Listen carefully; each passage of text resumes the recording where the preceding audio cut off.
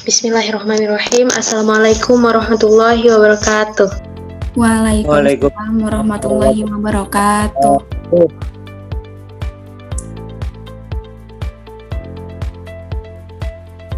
Selamat pagi semuanya.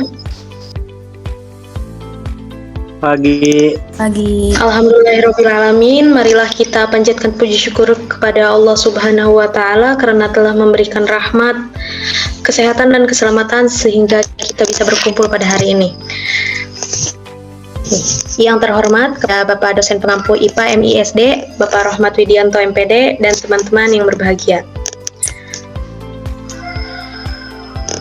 Kami dari kelompok 13 yang beranggotakan saya Ririn Nur Awalia dan rekan saya Azwiatul Arofah akan membahas materi tentang membuat indikator asam dan basa.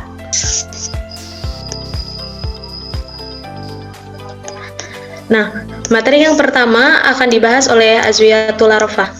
Pada saudari Azwiatul Arofah dipersilakan. Ya, terima kasih Ririn. Materi pertama di sini ada langkah-langkah membuat indikator asam dan basa. Indikator merupakan petunjuk serta sebagai pembeda dalam larutan, apakah larutan tersebut asam, basa, atau netral. Dengan demikian, indikator adalah sekelompok nyawa yang mempunyai sifat perubahan warna larutan. Nah, terdapat dua indikator. Yang pertama, indikator buatan.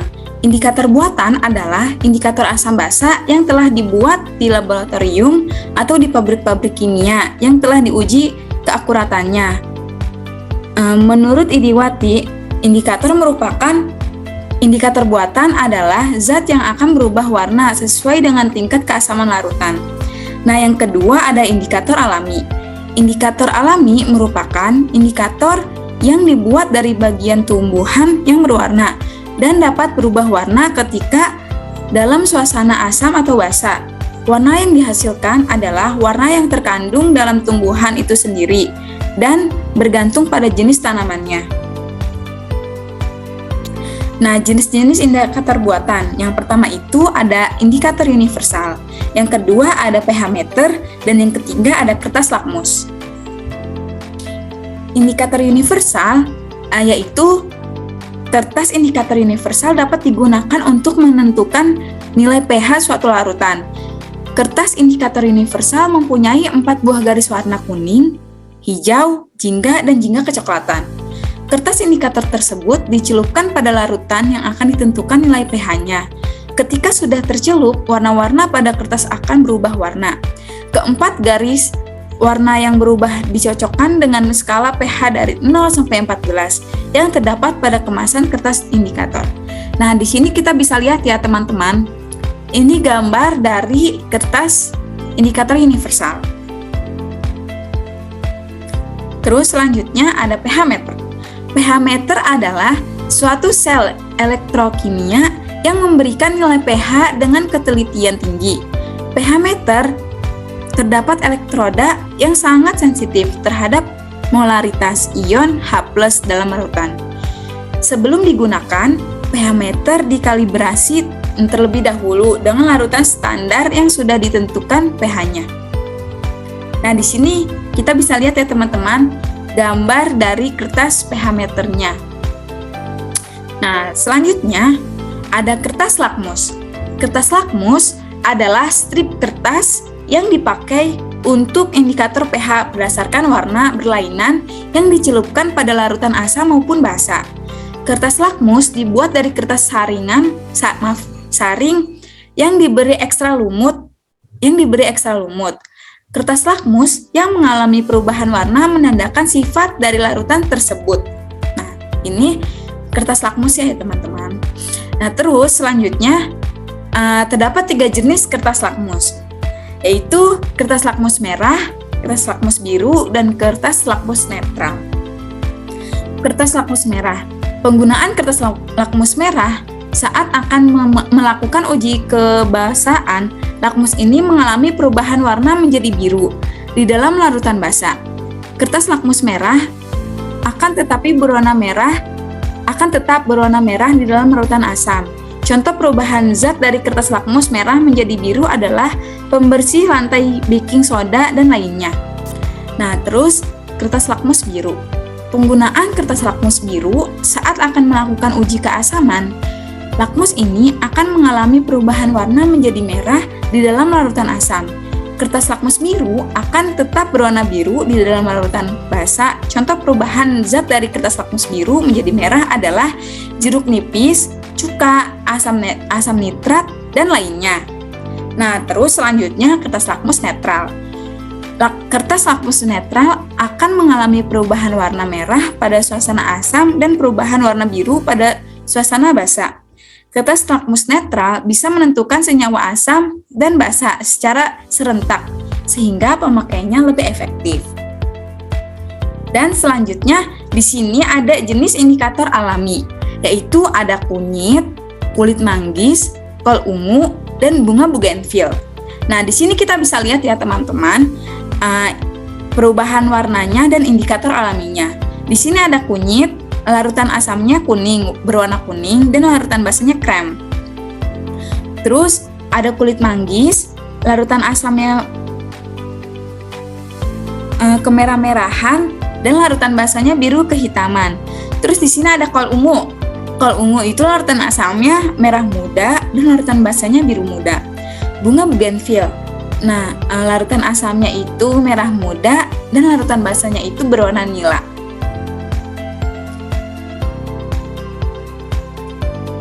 Dan selanjutnya ada pengertian dan contoh asam dan basa yang akan dibacakan oleh rekan saya Riri Nurawalia. Baik, terima kasih. Yang pertama ada pengertian asam. Nah, asam dan basa merupakan komponen penting dalam tubuh untuk mempertahankan homeostasis. Dalam kondisi normal, pH tubuh harus berkisar dalam rentang 7,35 sampai 7,45. Kemudian ada pengertian asam menurut Arrhenius. Pengertian asam menurut Arrhenius merupakan suatu zat yang mengandung hidrogen terdisosiasi atau terurai apabila berada di dalam larutan untuk membebaskan ion H+ atau ion hidronium H30+ dan anion atau ion negatif. Kemudian ada asam menurut Savante Arrhenius, merupakan senyawa yang apabila dilarutkan di dalam air akan terionisasi membentuk ion H+. Senyawa yang apabila dilarutkan di dalam air akan membentuk ion OH-. Nah, asam dibagi menjadi dua macam, yaitu asam kuat dan asam lemah. Yang pertama, asam kuat. Asam kuat adalah asam yang mudah terionisasi atau proses perubahan molekul atau atom menjadi ion dan menghasilkan banyak ion H+ dalam larutannya. Nah, ciri-ciri asam kuat ada dua. Yang pertama, terionisasi sempurna, dan yang kedua mempunyai harga Ka dan Kb sangat besar. Kemudian ada asam lemah. Asam lemah adalah asam yang terionisasi dan sedikit menghasilkan ion H+ dalam larutannya. Ciri-ciri asam lemah ada dua. Yang pertama, terionisasi sebagian, kemudian yang kedua mempunyai harga Ka dan Kb lebih kecil. Nah, di sini bisa kita lihat contoh asam kuat dan asam basa.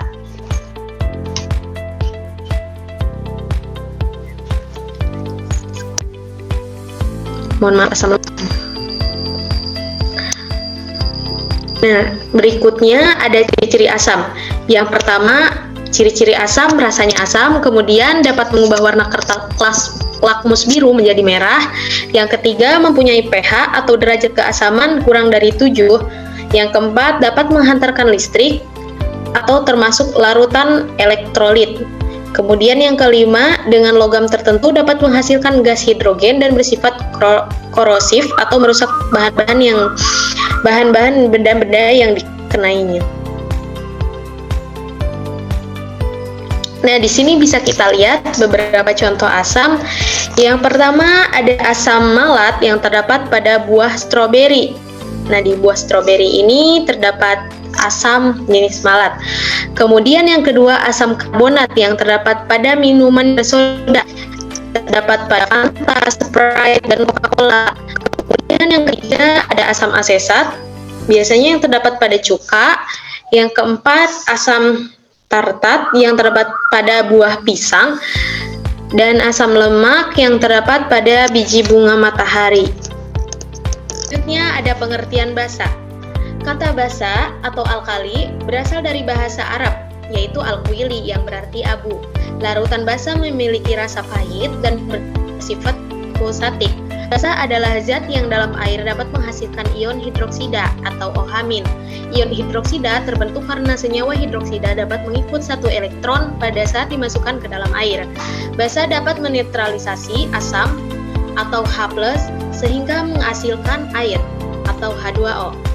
Kemudian contoh larutan yang termasuk basa dalam kehidupan sehari-hari antara lain ada air kapur, air soda, dan air sabun. Di dalam laboratorium kimia, larutan basa yang sering kita lihat antara lain adalah natrium hidroksida, kalium hidroksida, kalsium hidroksida.